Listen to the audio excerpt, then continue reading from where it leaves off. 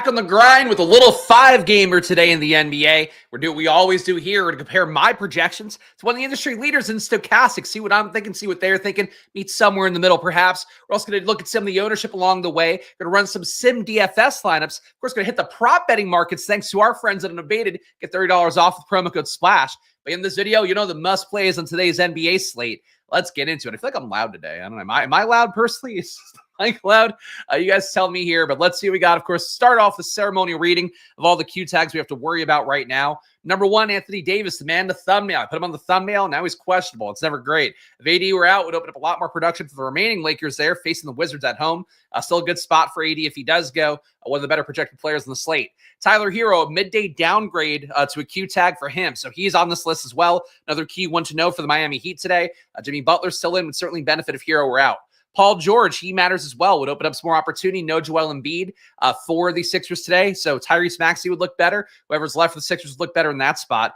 Anthony Simons missed over the weekend for Portland. Him being out would open up more minutes for Scoot Henderson. Another spot there. Cole Anthony, he matters. Andre Drummond, he matters. Yabusele matters. It's possible Sixers have no big men left if Drummond and Yabusele were both to miss. So that's a weird situation. So what we have right now for our Q tag, guys. So of course, more updates as the day goes on, and this content might be rendered useless by the time the video ends. It's always a risk we run here, but that's what it's looking like right now. On top of the projections, though, I appreciate the chats as well. Hope you guys had a good... What? Okay, fucking Steven, you know what, man? You make me panic like that. Run a lap, Steven. Run a lap. Fucking cocksucker on that one. Let's get it. What's up, Spags? Appreciate everybody being here. Hope you guys had a good long weekend here. Good MLK Day. Of course, there were still games going on yesterday, but I was going to do content because of the fact that it was timed out weirdly. And we had a kid at home, snow day, kid at home, because of Martin Luther King Day, not because of the snow. Tough combo for the parents out there, but you don't realize that you actually have a kid, how that goes. But boy, it does go. Your top players right now for me, according to, and poor Steve, you can't fucking tell me I'm muted, though, and get that wrong. If you put muted in chat, you better be dead right, or your ass is taking a break. Top projected players right now, Nikola Jokic, number one, 61.4 fantasy points for me, 59.8 for Stokastic. So a top projected player as he is on every slate. A little bit of a lower projection than he's had recently because of the fact Jamal Murray looking better. Still Westbrook out there playing good amount of minutes as well. Matchup for Denver today, probably factoring into the team total. Denver playing Philadelphia. Team total still pretty good at 121.8 implied points, but a little bit of a pace down. Philly does play at one of the slower paces in the league, so that's part of why Jokic's projection is a little bit lower today. Well, because I'm quick with the hook because I pull up the chat and it's like, you're muted. I'm like, I swear to God, if I just hit signature and I'm muted, I'd be really mad. But I also check the mic every stream now, like pretty obsessively. So if you get that wrong, I'm going to be punitive with it. Even for a beloved regular like Steven, you got to learn. Don't tell me I'm muted. It's high anxiety times. Anthony Davis, the man of the thumbnail, 54.6 fantasy points for him is my projection. Stokastic has him higher at 55.9. We played about 35% of the field today, so more than 2x the amount expected to play Nikola Jokic. Think he's a good play. I'm flat with the field at 35.3% ownership in my top 150 lineups. AD with the matchup versus Washington, good spot overall. High-paced team, not a defensively sound team. Very high total for the Lakers as well, relative to the usual output. So for AD, he's one of the stronger plays in the slate. If he were out, you don't have Woods still. You don't have Vanderbilt. You're probably going to get Jackson Hayes pick up the start again, would be my guess. Some more Dorian Finney-Smith would probably be likely as well. Really not a big beneficiary, though, you would think, even though I think if you do get a start for Jackson Hayes, $3,200 or $3,400 salary at center, he probably just pick up a little bit of ownership. It probably is worth some swapping, but I would say that for Anthony Davis, clearly a key player. If he's in, he looks great. If he's not in, he's going to open up some minutes. AD hasn't paid off since Nam. He's had a pretty good year overall, so I don't know if I'd agree with that. But AD, I think the one thing that does stand out with some of the rates I pulled today, since they traded Russell and really this entire year, court time without D'Angelo Russell, you actually lose a little bit usage in that process because of the fact you get more for Reeves, more for LeBron, basically more guard/wing usage goes on from those guys there as opposed to Russell was deferring quite a bit, probably creating a little bit less assist upside without Russell as well. So he's a little bit less of a good player with Russell off the court, which might be kind of coinciding why you might think he's not hitting as much. But on the year, he's still been really good, averaging 1.46 fantasy points a minute. Today, I'd have him at 1.64 when accounting for the team total, the matchup, and who's available on the Lakers roster. Karl-Anthony Towns, top play for me again. 53.2 is my projection. Created 47.2 for Stokastic. Towns has been in and out of lineups lately. 17% ownership for the field. I got him in 42% of my top 150, so more than AD, more than Jokic, the cheaper price tag. Maybe more FanDuel because it's 11-4. That's probably fair. On DraftKings, where he's been 10K salary, around that range throughout, I think he's been appropriately priced and had the upside. But certainly, more block upside in FanDuel, you're paying a little more of a price tag. If you look whenever AD is truly questionable, it's usually an out. Could be biased. I don't know if that's fair. But yeah, certainly, being Q tag later in the day for AD, you kind of have to know the deal here because that's the last game on the slate. That one starts at 10:30, and the rest of the games, you're talking 3 start times today at 7:30. The Philadelphia game, which we know pretty much everything besides Paul George, that's at 10 o'clock. Assuming Denver doesn't have any late rule outs, I don't think they have anybody that matters questionable right now. They should be good to go. But basically, if you lost AD at 10:30, you would have no swaps at center. You'd have to go down to J-Val. You'd have to go down to LeBron in the utility spot, which would be okay. The Lakers, if you don't get AD playing, we don't know early, it is a really precarious spot to be in, which the field's projected to be owning quite a bit right now. But Towns, though, I'm higher on anyway, so getting more Towns earlier in the slate is more beneficial as a result. He's cheaper, too, by $600, so that's how that looks. You'd really want LA news for Jokic locks. That's true, but even then, it's not like an easy swap up to Jokic either because you are paying, good $2,000 more. So yeah, Jokic locks at 10 o'clock. I would think you would know AD status by 10 o'clock Eastern time, but it's a little bit tough. It's tough to have the games that staggered. Like you're going to probably want a late swap no matter what. If you're playing this the right way, which is generally late swapping gives you more EV than not. But basically because you have 3 games locking at once, you'll know a lot of the ownership, a lot of that. But until you know the Q tag guys, like, for the Lakers game, you really shouldn't do anything with Philadelphia, Denver. LeBron looks pretty good. 42% ownership for the field. I got him at 22%. Again, he gets a slight rate boost without having D'Angelo Russell out there. Match versus Washington looks good and all that. LeBron to me, 9,800. I'd rather have Towns the same price tag. I think being about 4 fantasy points higher. He's going to be also significantly less owned, about a third of the ownership. I guess, more like half, a little bit more than that. But basically for Towns, I prefer him to AD and LeBron, but I'm getting a good amount of AD, getting less LeBron naturally because those guys are very close in price tag. Tyrese Maxey, if you get Paul George in, he doesn't look that playable to me, and I have him high projected in Stokastic. I have him at 46.6 fantasy points. Stokastic has him at 45.8. It's only 5% ownership for the field, 4.7% for me. Paolo Banchero. So they would not get updated Orlando minutes from Stokastic yet, which includes Gary Harris being out today. So I had to kind of fudge the minutes a little bit there to get where I needed to go with the projections. But Banchero was on pace to play about 31 minutes last game. Orlando got blown out. Or when did they get blown out? They were in the lead comfortably. They got blown out last game. I forget what it was. It was over the weekend. I pay quite as much attention because I'm not doing shows. Banchero, though, I went through the popcorn machine. Feel like he could have played 31 minutes in that spot, assuming that they didn't, have the starters off the court for the end of the game. So I think Banchero playing 30 minutes feels like an okay projection. At 8,600 with how good he's been averaging, as I mentioned previously, about 1.5 fantasy points per minute. In court time without Franz Wagner and without Jalen Suggs. Today, you might get Cole Anthony out. As talked about, he's a Q tag. Cole Anthony probably out. I wouldn't say probably. He was a late downgrade with illness. So is Jonathan Isaac. But if those guys are in, Banchero looks good. If all those guys are out, Banchero is like a smash play in the spot for Orlando. Orlando today, team total for them, I think it's a little bit higher than usual. They're at 107 implied points. They've been hovering around high 90s a lot of games lately, so looking like a pretty good spot for them going into going to match with Toronto. Even though they are playing in Toronto, they're still a soft matchup given to Toronto. Not a good defense, not a high-paced team either, which is kind of the downside. But it is a pace up for Orlando still. So I like Banchero a lot as it is. If you get Cole Anthony in and Jonathan Isaac in, if those guys are out though, Banchero is probably going to take on more load, and he can't get higher, I would think, than 31, 32 minutes in the best case spot, but still pretty good. Let's see. Clark could be a good play for the Magic. I don't know who you're talking about. Clark? There's no Clark in the DK player pool. Is this one of Steven's mind games or in the minutes right now? He's just making up names. We're talking about Black? Steven is not on his game today. Steven's senility is setting in fast for Steven today. Please feel free to explain, Steven, because you're usually pretty sharp, but I don't know what you're talking about. Am I missing somebody? We got Paul George here. If he's in, he looks good for me. 31% ownership compared to the field 16. That's it. He's a Q tag right now. I'll be dragging him into the late games. Again, 10 o'clock start for Philadelphia and Denver today. Jalen Brunson, 5% ownership for me compared to 17% for the field. Really not any other high dollar guys to highlight here. So let's sort by value. We will go game by game as well. Maybe we'll figure out who Clark is that Steven is talking about. I don't know. All right. Value, sort by that. course, looking through the prism of my projections, we'll look more at stochastic stuff in a moment. And of course, look at the projection anyway, but the value metric is my projection and the value that comes off that. So Anthony Black, I projected to play 28 minutes today. Stokastic had him a little bit lower. Basically, he played 28 last games. That's where I put him in, with them having not updated for Gary Harris being out. For Anthony Black, I would say that he's in a good situation here.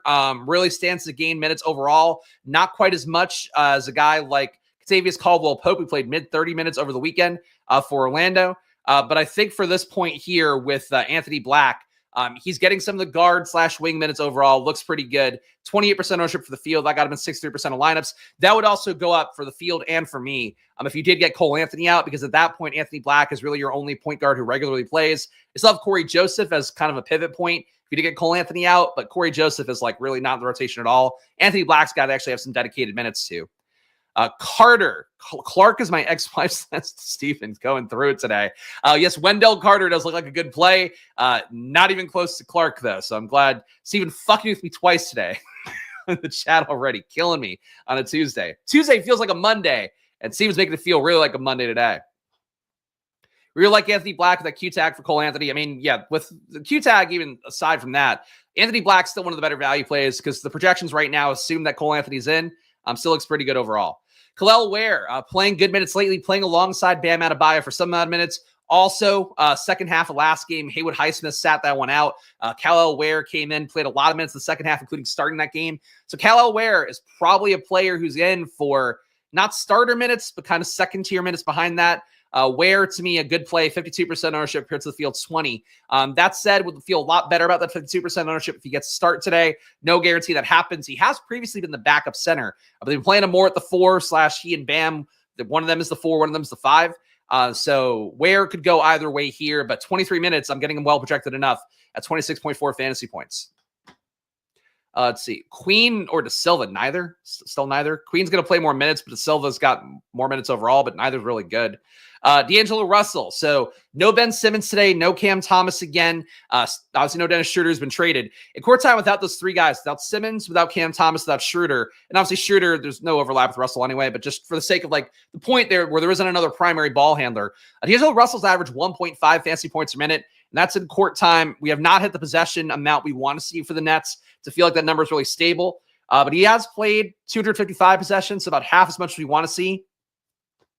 27% usage rate, 52% assist rate, 9% rebound rate, 1.51 fantasy points per minute. For D'Angelo Russell in court time without the primary ball handlers the Nets usually have throughout the course of the year. It's a little bit of a stab for me with D'Angelo Russell, but the slate's not that big. Russell 2 to 11% ownership. I am projected for 36.1 fantasy points when you account for those rates being where they are. For Brooklyn, Stokastic kind of not juking his numbers at all. Had about 27.9 fantasy points. Now, the issue here is like his minutes might not be the highest. He was about on pace without Simmons over the weekend as well to play like roughly 26 minutes.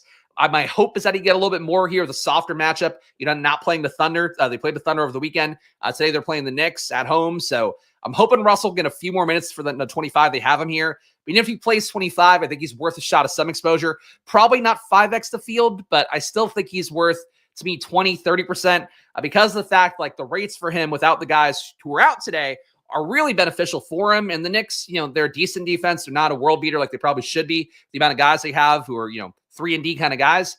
I don't think they're going to stop Russell necessarily. So I'll take shots at a 5,800. The price tag's a little bit high though. But to me, the split without Simmons, without Cam Thomas is really appreciably different for him.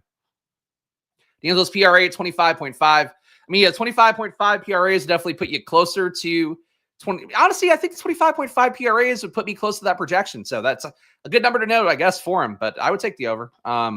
Based on my projection for him, and again, we'll see what Unabated has. You definitely have a little more confidence in what Unabated gives you with that. For Russell, I would have him today at 14 points, 9.2 assists, so 23.2. And then 27.9, including rebounds. So yeah, I would have him over on that. Though not that far off. Not as far off as I would have thought. Okay. Wendell Carter, a.k.a. Clark to some people. Wendell Carter, 37% ownership for the field. I'm getting at 41. He played 33 minutes last game for the Magic. A similar spot here. No Goga Batadze again. That's really the big thing that leads to Carter getting more minutes overall. If he doesn't play center, or if he does play center rather, if Jonathan Isaac doesn't play, few more minutes to go around for Carter. I guess theoretically the backup center would become Tristan Da Silva / they would probably just go smaller in general at center. But Wendell Carter basically has a good run out right now in terms of minute expectation. The rates for him obviously look a little bit better too, not having Batadze out there, not having Franz Wagner out there. I think for Carter, he looks pretty good in this spot at 5,900. So if the minutes are going to be mid-30s, he's in a good situation overall. Matchup 2, again, going against Toronto, is just not the toughest one to worry about. Grady Dick, another player who gets a little bit of a boost up because of court time without Emmanuel Quickly. Quickly is out today. Grady Dick projected for 28.2 minutes. I've been getting him a lot on slates lately. He hasn't really made me feel great about it, but he never kills me. At 4,200, I think he's a good play. 21% ownership for the field, 34% for me. Cat, we talked about Cole Anthony right now. It's like a decent play, 31% for the field, 33% for me. We'll see if he plays or not. That's how it's looking right now. We'll go game by game here. But guys, if you get value out of this video, please make sure to show some love. Subscribe down below. Hit the like button. It does go a long way for me here. I am just one guy here. It may seem like there's a multitude of people that lead to such great content, such great analysis. But no, I'm just one guy here who's spent the day looking at wide receiver highlights, to prepare for rookie stuff, doing the Splashway NFL channel. In between that, did my rate updating for NBA, keeping an eye on, went through all the weekend games, see the various minutes and all that. It's a lot of work, to be honest, but it's work that I enjoy. It's work that hopefully adds value to you watching this video and other people out there. So please show some love, hit the like button, and subscribe. It goes a long way for me here. Really is the main summary of it. Check out our sponsors too. Underdog, $1,000 in bonus cash. Stokastic, 15% off promo code SPLASH for everything that we talk about here, and links in the description down below if you want to go check out more details on all these various companies. And Unabated, the big one there, $30 off with promo code SPLASH. Of course, they have their new NBA DFS projections as well, in addition to great betting data and simulation tools, so check that out. And the graphs as well. The graphs looking so good. All right. Portland, 104.8 implied points. Miami, 114.8 implied points. Nobody really here for Portland looks that great for me. Anthony Simons being projected in kind of throws us all off. It's really a weird situation, too, where nobody really projects above 30 fantasy points besides DeAndre Ayton. Also off screen here because you have a bunch of Trailblazers who projected to play like 1 or 2 minutes, 1 to 5 minutes. Robert Williams probably playing backup center here. Klingon is out. So Robert Williams, if he plays, he's questionable right now. But if he plays, he's probably your backup center in an okay value at 3K flat. I have it about a 20 fantasy point projection. But really, none of these guys big priorities for me. If you get Simons out, Scoot will look better. Everybody here will look a little bit better because you're taking just 30 minutes out and a guy who gets a good amount of assists, good amount of usage. But for right now with Portland, nothing looks that good here. And the rotation is like jam-packed. They're potentially going to play, like based on Stokastic minutes here, they have 13 guys getting minutes. So really big rotation, not a great total. It's just not good overall. Young guys as well, going to Miami. That can certainly probably be accounted by the Vegas total a little bit here as well. Miami, 114.8 implied points for them. I know the obsession with Avdia. I like Avdia a lot too. Avdia, though, is the play whenever Jeremy Grant's out. And even then now, it's not really the case because you have enough guys in that rotation, including, Shaden Sharp. That's it. Hard to ignore when you get a boost up on the dick. Thank you for that. If Time Lord is out, is Walker a cheap play? No, because he's probably going to play like 10 minutes. Over the weekend with Williams out, he played legit like 4-minute stints. I mean, it might be more than that. I don't think he played more than 15 minutes in that game, but he played like 2 7-minute stints, just right in for Ayton. Nothing really, no shared court time. I probably would not play Jabari Walker anyway. Miami, 114.8 implied points here, but he's super cheap. So like if you really want to, you could. But I'd rather play Robert Williams if he's in, and even that I don't really want to do. But Robert Williams, Miami, 114.8 implied points. Tyler Hero's Q tag's a big one here. If he's out, Bam Adebayo is going to look better. Jimmy Butler will look better. Hawkes will look better, getting more minutes. Jovic, too, could gain some more. Terry Rozier is still not playable in pretty much any situation. Them being mostly awful in general right now. Jimmy Butler, not in play right now. Adebayo, barely in play. Rozier, again, 9% ownership going his way. He's at 4,800 now. I think had an okay day lately, which is why the ownership's coming up a little bit here. For the most part, though, not a player I would trust. And I did give him a pretty aggressive rate boost today for court time without Tyler Hero, assuming that Hero's out. So I'll maybe get more Rozier if even that his rates didn't really go up that much. So might get Rozier more if Hero's out. But even then, I don't know that he's like a great play because you do have Butler and Hawkes there. Still available to take more minutes. Haywood Highsmith got iced in the rotation second half of last game. I don't know what that means. He started the game. They didn't play him the second half, but I think he was healthy and able to go. That was kind of weird. Ware is really getting minutes because of Highsmith getting shifted down the rotation.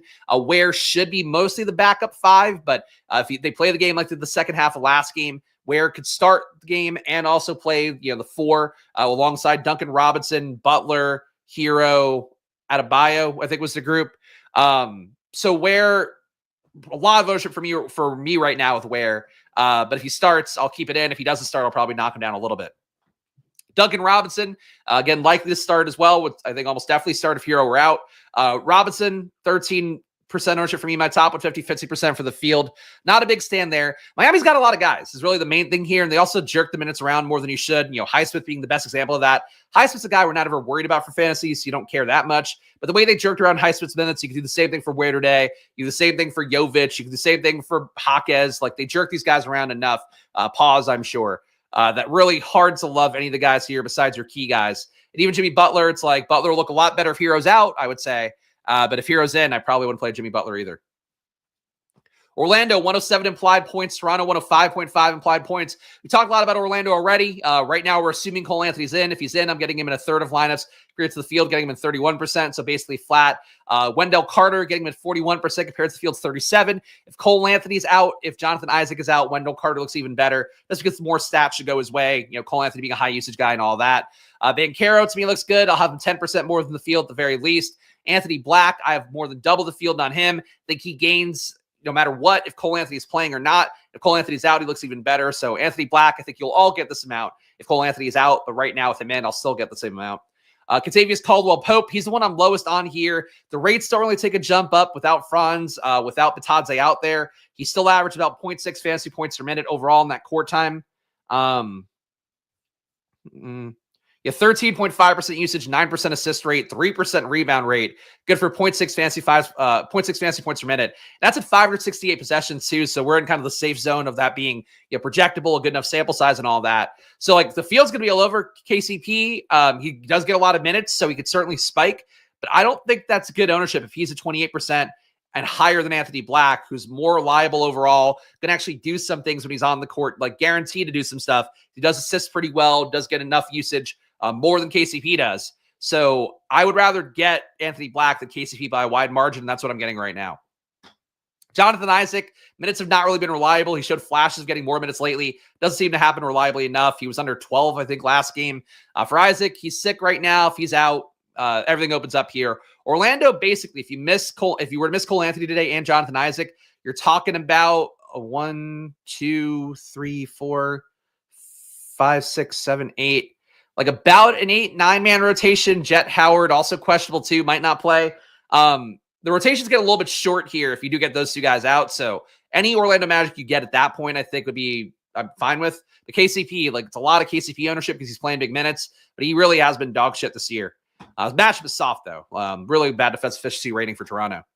Toronto on their side, 105.5 implied points. Nobody here looks that great to me, but still getting good amounts of Grady Dick. About a third of my lineups have him, my top 150. Jakob Poeltl, 18% compared to the field's 24. RJ Barrett, 15% compared to the field's 11. And Scotty Barnes, 8% compared to the field's 11 for those guys. Barrett and Barnes in play at these price tags, so quickly being out.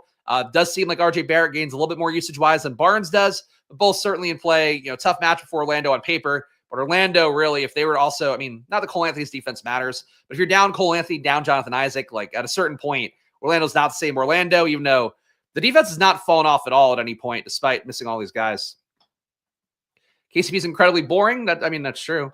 But boring, playing mid-30s minutes. I get it. It's a lot of ownership for a guy that the sample size this year really doesn't show him being even the same player he was like as the fifth banana in previous spots. He's just doing nothing out there besides playing quality defense as much as he can at this point in his career. Toronto, though, not a lot to love for me here. Nobody Q-tag that would really affect things too much. Unless you got a surprise rule out here. I think they're all okay at their ownership. New York, 115.5 implied points. 12-point favorites heading into Brooklyn. Big road game here. Long travel to go into the Brooklyn area here.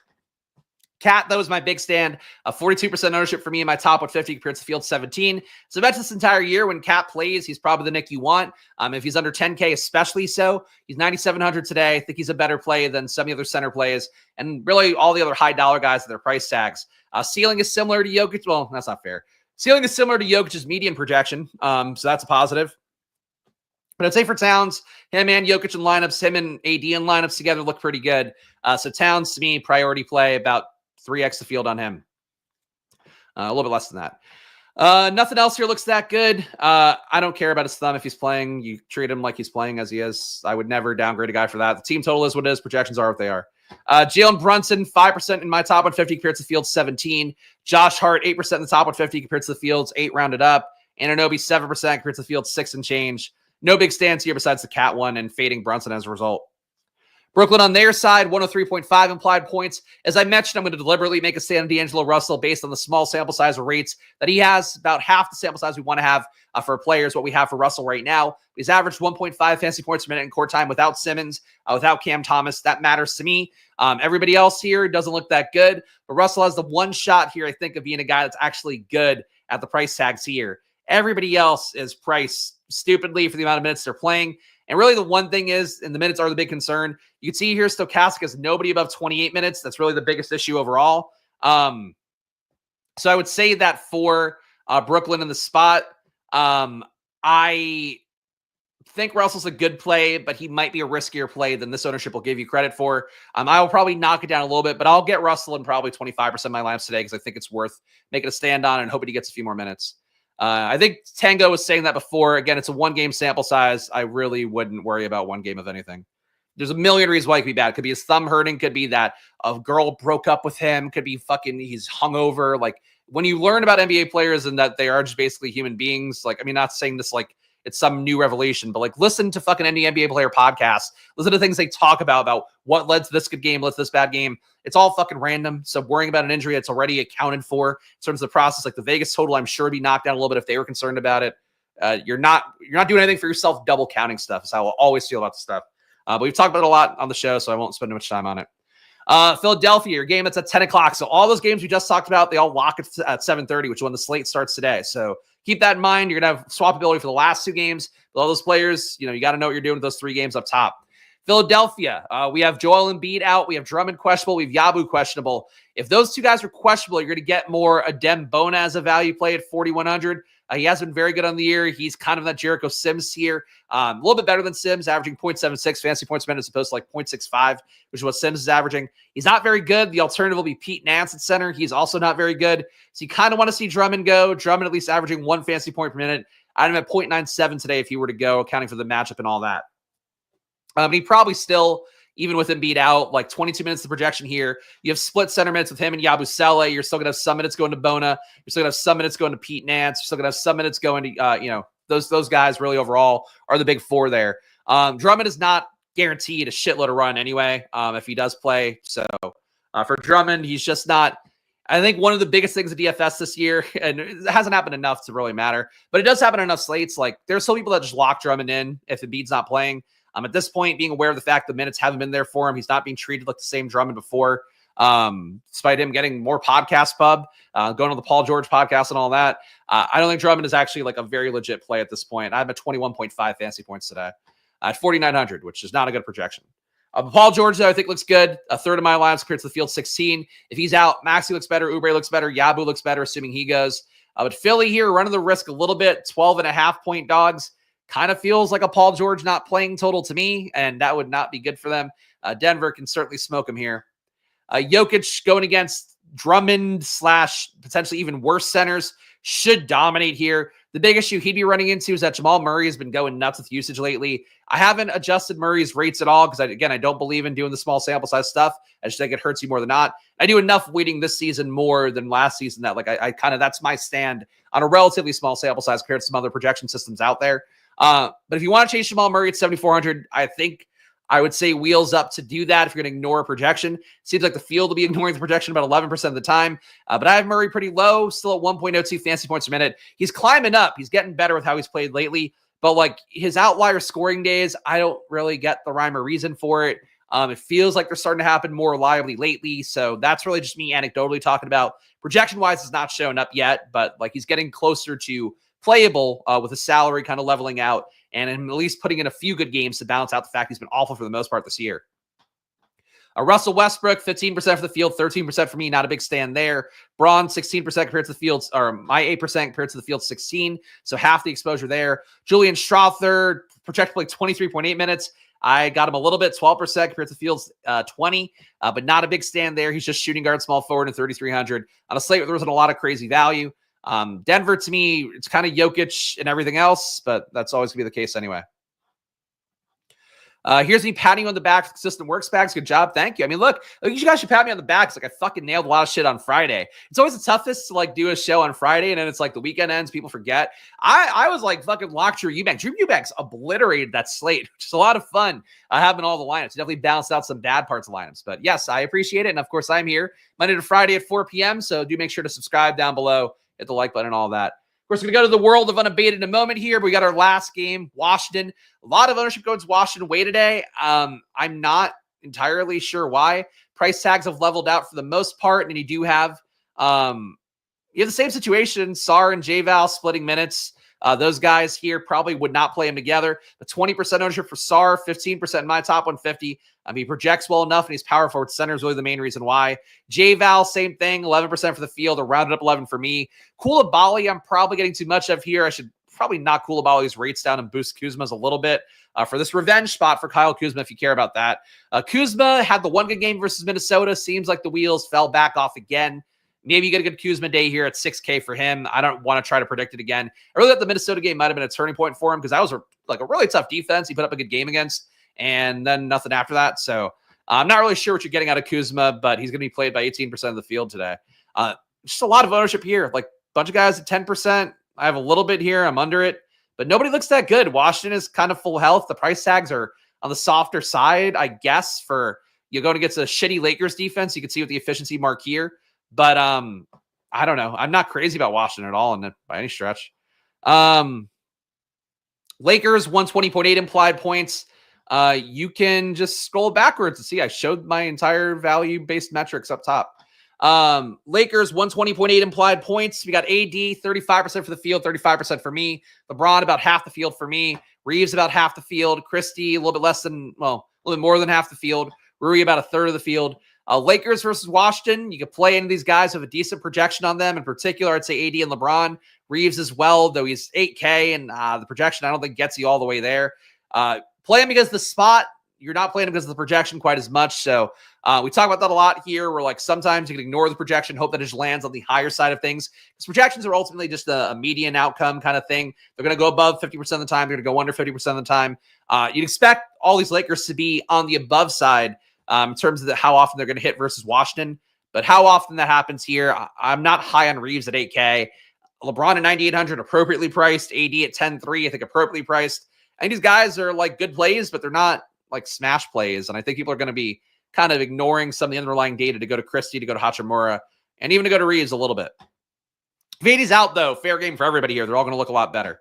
But that's the game by game here. Of course, we go to Unabated right now in a moment. And let's just do that right now. So let me pull up the video here and learn a little bit about Unabated's conditional NBA projections, which will add value in this Q-tag filled NBA world of ours. Check it out. You got expert projections all over the place. You got more expert projections than you know what to do with. Fill every hole. Expert projections.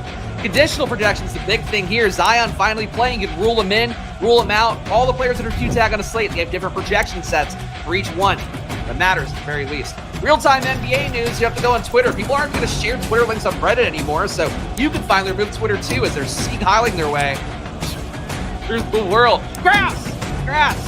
Is this graph showing how many awkward gestures one billionaire could make? Sorry, I'm not trying to get political, but Jesus Christ, come on, can we call a spade a spade? Chats, conditional projections, count your money. Don't go on Twitter. Unabated.com/NBA. Let's go to Unabated. Here we are. Pulling in Unabated projections. You can see the Q-tag guys. They have different projection sets for on the screen. Cole Anthony, Anthony Davis, Paul George, Tyler Hero, Simons, Yabusele. Oh boy, so this is like every player on the slate. But let's see what we get. We're going to leave the Q-tag guys as Q-tags, and we're going to sim this out and see what we have here. Graph orgies. The graphs do mean money time. There we go. Love Christie. Why? Also, Van Dam, didn't you hate somebody stupid the other day? Did you dislike somebody that ended up crushing? I feel like I remember that, but it all blurs together now. The Higbee guy is the most recent one. Tyler Higbee guy on Sunday's NFL video, who was like, I would never play Tyler Higbee because he bled from his chest last week and Higbee smashed. The guy then left a comment and was like, I think you should be nicer to me, even though even though I was wrong. Like, no, I'm not gonna be nice to you. This is the whole fucking thing. I'm mean to everybody for the most part. I'm nice to you in general, but like if you say something stupid, I call spade a spade always. All right. Oh, there we go. I knew. I remember it was something, but it wasn't as memorable as the fucking Higbee guy. And you didn't leave a comment afterwards trying to tell me to be nicer to you, which I think is a positive. Your top EVs right now, expected values, and of course, we're looking for simulated stuff is generally an 8% or higher EV. Unabated has great ROI numbers and a 5% or higher EV, but I would say for the sake of this video, go for at least 5 for anything you see on the screen, and I'm only going to read stuff that's 8% or higher. That makes you feel a bit safer. D'Angelo Russell. Got 11% EV on under 15.5 points for him at minus 110 odds on DK Sportsbook. D'Angelo Russell also playable on PrizePicks Underdog, under 15.5 points there. I like Russell today, but as I mentioned, the minutes are a little bit spooky, so I guess I get fading him there. But unders for D'Angelo Russell are not the thing I want to see for guys in half my lineups right now. Let's see. Jonas, yes, if you say Lonnie Walker is a smash play. If he's a smash play in Barcelona and fantasy basketball leagues, then yes. We got Jonas Valanciunas under 10.5 points. Again, the minutes are really not good for him right now, splitting with Alex Sarr. You got 9.7% EV on PrizePicks and Underdog for the under 10.5 points or the lower on Underdog.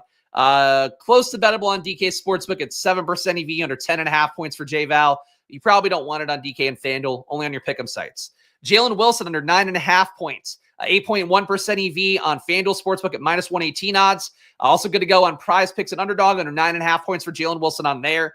DK, not so much, but just FanDuel and your pick'em sites for Jalen Wilson under 9.5 points. Russell Westbrook, this will be the last one we take from points bets. Over 12.5 points, good at minus 125 odds on DK Sportsbook. That gets you a rounded up 8% EV. You could bet it on FanDuel, but over 13.5, you're losing a point. Yeah, I'd probably only bet that on DK here. You're losing a point in the pick'em sites, you're losing a point technically on DK, but over 12.5 versus over 13.5, it's a pretty big discrepancy. All right, so let's go to rebounds next. And short slate and all those Q tags is fucking the betting segment is going to be shorter than ever, but you know you're going to get good stuff, if nothing else. If you want to rule guys in, rule guys out yourself, feel free to check it unabated. Again, link in the description down below. $30 off, promo code SPLASH. Hate the 2:30 starts. It's when I got to pick up the kids. Well, yes, I sure. I hate a 2:30 start because it just doesn't work with my workflow at all when the kid's home from school. But that's neither here nor there. They don't happen that often in the NBA. MLB, fucking different case entirely. Aaron Gordon, over 4 rebounds. Good to go on PrizePicks, 11.4% EV. On this slate here, we have a lot of uncertainty. I'd be okay with it on DK Sportsbook. 7.5% EV and over 4.5 rebounds at plus 114 odds. So take a little bit more risk there, but getting plus 114 on it, plus money is always a good thing. Less into the 166, minus 166 on FanDuel for Aaron Gordon, but over 4 rebounds looks pretty good on PrizePicks, over 4.5 on DK Sportsbook. For Aaron Gordon, I would take those bets. Jamal Murray, under 3.5 rebounds, plus 100 odds on DK Sportsbook, gets you 8.7% EV. A little bit less on PrizePicks, good, a little less good on those two sites. Yeah, the pick'ems, you don't want it. FanDuel, under 3.5, you could take, but it's minus money here. Really, DK Sportsbook only. For Jamal Murray, under 3.5 rebounds, looks good. In Jakob Poeltl, oof, no. Yeah, not enough markets. Davion Mitchell under 2.5 rebounds. I'd feel okay about that. He just does nothing on a court besides play defense.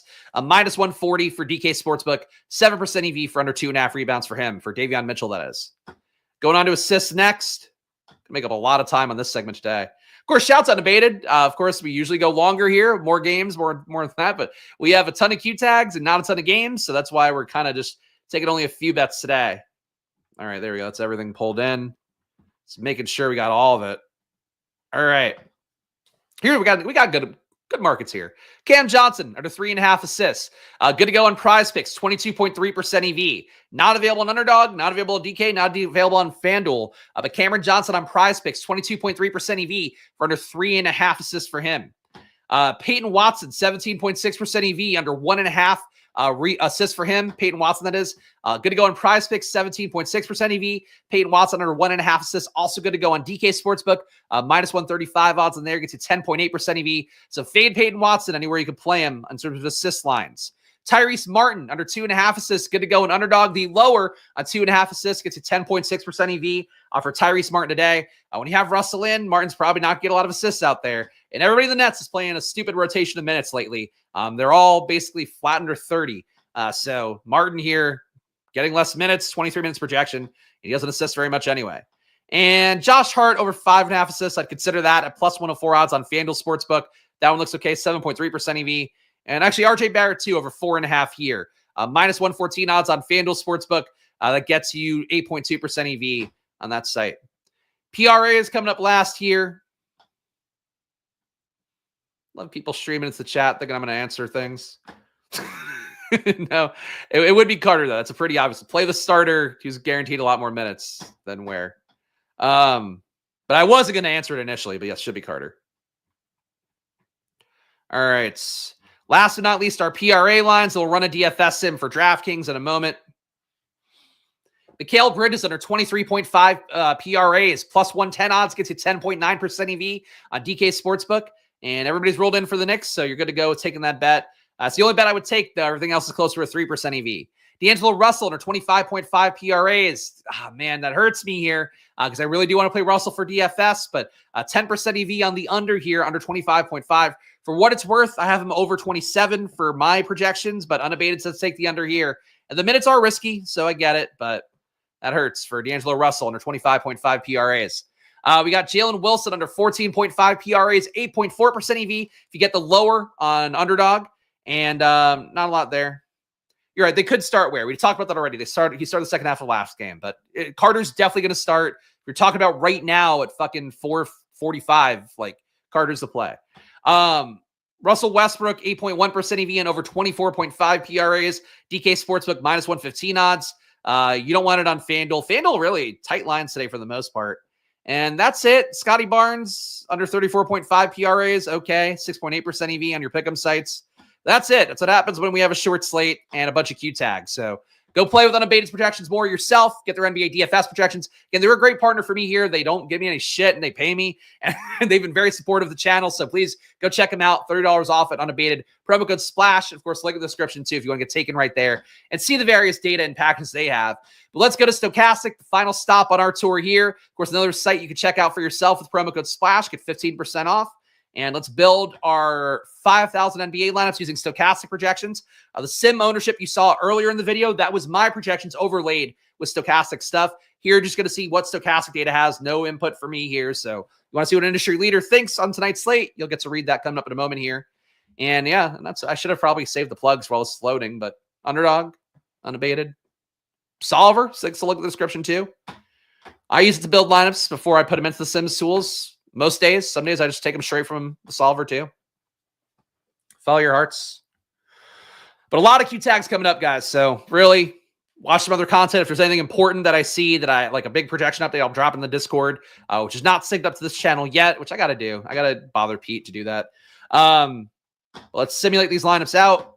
And what we do have here with Stokastic is 5,000 lineups competing 10,000 times. So that's what it's doing right now. Along with 33% to first place is what we're trying to hit.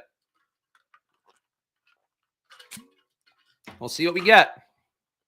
Checking the chats.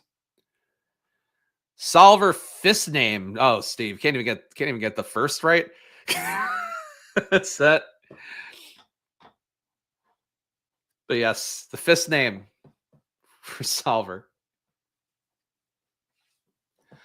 Interesting slate though. Like not crazy value. Like slates like Friday, I like a little bit more where it's like I know what I'm gonna be doing with my cheap guys and know I'm gonna be playing X amount of a guy, you know, like Drew Eubanks. Like I like those slates a lot more. This one, I think you're kind of choosing your own adventure a little bit. Unless you get Cole Anthony and Jonathan Isaac out, then people are just going to play ungodly amounts of Orlando, and that'll be right. For right now, though, I really like my Anthony Black exposure being high on that. For people who want to know a top value, Anthony Black probably would be my top value right now if you missed that part of the show. But I really don't like repeating things because random people come into chat at different times. It's not really my preferred way to do content. But watch the entire video from the beginning, and then you'll see it all. That's the goal. Your top 150 lineups here with Stokastic data. Again, no input for me here, just their projections. Your number one lineup right now, Cole Anthony with a 176% ROI. Cole Anthony, Kentavious Caldwell-Pope, Paul George, Robert Williams, Jakob Poeltl. Again, Robert Williams, 3K minimum, so he's probably going to come up a little bit more here than you're going to expect. Jakob Poeltl, Russell Westbrook, Alex Sarr, Anthony Davis. So pretty well-balanced lineup here. You're getting the value with KCP, value with Robert Williams. Mid-price center here, mid-price guard with Russell Westbrook, mid-price forward with Alex Sarr, paying up for Anthony Davis, paying up a little bit more for Paul George. I like that build if Paul George plays. As I mentioned before, like I like Paul George a lot more than the field. Cole Anthony, Kentavious Caldwell-Pope, Bilal Coulibaly, Robert Williams again, Bam Adebayo, Anthony Black, Paolo Banchero, and Anthony Davis. So that's how you got Scott and Clark for all the money. Yes, the two guys that don't exist get really crushed today. Jalen Brunson, Cole Anthony, your number 3 ROI lineup. Bilal Coulibaly, Robert Williams again, Wendell Carter, Anthony Black, Alex Sarr again, Anthony Davis again. Number 4, you have Anthony Black. A lot of Anthony representation today. Grady Dick, Paul George, Robert Williams, Jakob Poeltl, Kentavious Caldwell-Pope, LeBron James, and Anthony Davis. Both Lakers stars make this one. Your number 5 lineup is Anthony Black yet again. Terry Rozier, Paul George, Kel'el Ware.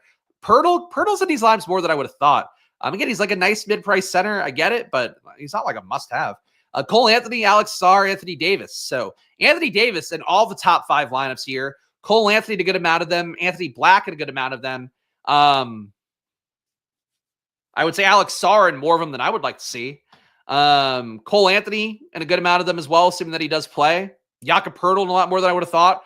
Robert Williams and a lot more than I would have thought. Your top ROIs across Stokastic's top 150 lineups right now. Number 1 would be Robert Williams, 3% ROI at his 3K minimum salary. If he plays today and he's power forward center, he's just too cheap. Even if he only plays 20 minutes, the big issue is like he's not going to start no matter what. He does have to pull minutes away from DeAndre Ayton to have the outcome you want to have. It's a little bit tough, really. So get playing Robert Williams a little bit, but it's not great. Alex Sarr, negative 1.4% ROI. And again, ignore the fact it's negative. It's about the directional accuracy of these being the top ROI players. Bam Adebayo, number 3, negative 2% ROI. Cole Anthony, number 4, negative 2.2% ROI. Jakob Poeltl, number 5 at a negative 3.6% ROI. Anthony Black, number 6 at a negative 5% ROI. And Russell Westbrook, number 7 at a rounded up negative 7% ROI. And again, that's across all top 150, so that includes some shitty lineups for the guy, or some shittier lineups, really. But the main thing is that these guys have the highest ROIs on the slate based on Stokastic data. Your top exposed players right now, according to Stokastic's top 150, you have Anthony Davis at 57% of lineups. You have Robert Williams at 52%. So almost 3x the field, more than 2x for Robert Williams here. I guess 2.5x field would be the best way to say that. LeBron James, 49% compared to 35% for the field. Wendell Carter, 44% compared to 33% for the field. Cole Anthony, 43% compared to 20% for the field. So 2x exposure on Cole Anthony. Anthony Black, almost 2x exposure him, 40% compared to 23. And Kel'el Ware, 39% compared to 44. So a little bit under on Kel'el Ware. If he starts, that might change a little bit for them. Your highest leverage players right now, that's what I should be clicking. Robert Williams, you're getting 32% more than the field. Cole Anthony, 22% more. Jakob Poeltl, 19% more. 2x the ownership on Jakob Poeltl, so a good mid-price center at 6,200. Alex Sarr, 19% compared to the field's, 16. That's a huge Alex Sarr stand. Alex Sarr's okay. Look, this is solely narrative-based. I don't know that I love the French guy going into L.A. Like that is the thing that they warn you about, and some of these things. Like again, it's all baked into the Vegas Hill and all that. Like French rookie coming in LA, he's trying to fuck. He's trying to he's fucking doing some shit last night. I don't think that he's gonna be worthy of being shocked today, but sure. Going against AD too is like a tough spot. It's a lot of Alex Sarr. Anthony Black, 40% compared to the field's 23, gets a 17% leverage. Paul George around to the 15% leverage. You're getting 33% of your lineups with him. And LeBron James, 13% leverage for him. Most negative leverage players, Jamal Murray, negative 18%, not chasing the big days there. In fact, like a pretty aggressive fade of Jamal Murray here. That 0.7% exposure in the top 150. Nikola Jokic, negative 17%. So they're low on Jokic today. You got a lot of AD, so I guess that's why. Kuzma, negative 12% leverage. D'Angelo Russell, negative 12. Tough to see unabated and Stokastic against Russell. I'm taking my shot still. I'll have him at least 20% at this point, maybe 25%, just to dig my heels a little bit more. But Russell, the Nets minutes are not great right now, with no guys being projected to play over 27 minutes. Bub Carrington, negative 11% leverage. Tyler Hero, negative 10% leverage. Bruce Brown, negative 8% leverage. So you're basically flat fading Bruce Brown, which you probably should do anyway. All right, so that's the Stokastic read on things. My last takes here, I guess my splash plays for the day. Before we do that, guys, make sure to hit that like button, subscribe, check out the sponsors. You guys know the deal. But please support the show if you can. There's links in the description. If you want to get unabated, Underdog, Stokastic, please get them through our links here because the money goes right back to the channel, shows people that the channel matters. That's really the goal here is we're building up a channel now, 2.5 months old, and we're getting to that first 1,000 subs. So the march continues on here Monday to Friday at 4 p.m., guys. So please help me out here. Help things growing. That's how things work. And the community here, all the community build, because I'm so warm and welcoming. My splash plays for the day. Anthony Black is it. Whether you get Cole Anthony in or out, I think Anthony Black's a good play. He's going to be uber chalk if Cole Anthony's out, but he's one of the better plays in the slate no matter what the outcome is, I think. So Anthony Black is it no matter what. Chat likes Kello Ware. I would really be mindful of the fact that you need him to start. If he's not starting, he's going to be over-owned for where it is, but still a good play overall. That's that. Besides that, let me just sort by value one more time here. See if there's anything I'm missing. I will say D'Angelo Russell is a splash play of the day, though be mindful of your exposure to him because the minutes might not get as high as they should. But you don't see guys averaging 1.5 fantasy points a minute in a small sample size of anything very often. When you get Simmons out, when you get Cam Thomas out, that's what happens for Russell. So I'll be taking that shot. Wendell Carter, another top value for me, but he's chalky anyway, so no surprises there. And then in terms of pay-up options, I do like Cat more than the field. I'll stand by that. Jokic, I do like more than the field as well. It's not really a brave stand. That's how I'm going to mix things. I'll have those value guys. I'll have Jokic. I'll have AD. I'll have Towns. I'll have less LeBron. So that's sort of my stance for this slate, guys. See what yours are. Going to be a lot that goes around a little bit here. What about Joe Valley's projected to play 18 minutes? The field's going to play him 10% of the time, play him 10%, but the minutes aren't there for him, so I wouldn't trust that. Unless you think Sarr's going to miss court time today, but those guys, they pull 1-to-1 from each other. So definitely don't play them together, but play Joe Val only in a no Sarr lineup, and even then, still probably wouldn't do it. That's the video, guys. I'm not in deeper dive today. I'll be back on that tomorrow, but check out DK and Josh Egelman. And when that show comes up, probably at 5:30 today, would be my guess. But I'll be back tomorrow at 4 p.m., guys. Hop to the Discord if you want to. Maybe we have some late breaking stuff on there. But I do appreciate you guys hanging out with me today. Make sure to gamble responsibly, guys, even though it is always money time here. Follow me at Chris Spags. Follow the show at Splash Play Pod. Of course, at Splash Play NBA here on YouTube as well. And I'll see you guys tomorrow for more. So, hey, enjoy your days. Good luck. And let's see what happens. Let's see who gets ruled out to fuck this all up today. So, good luck, guys. Bye.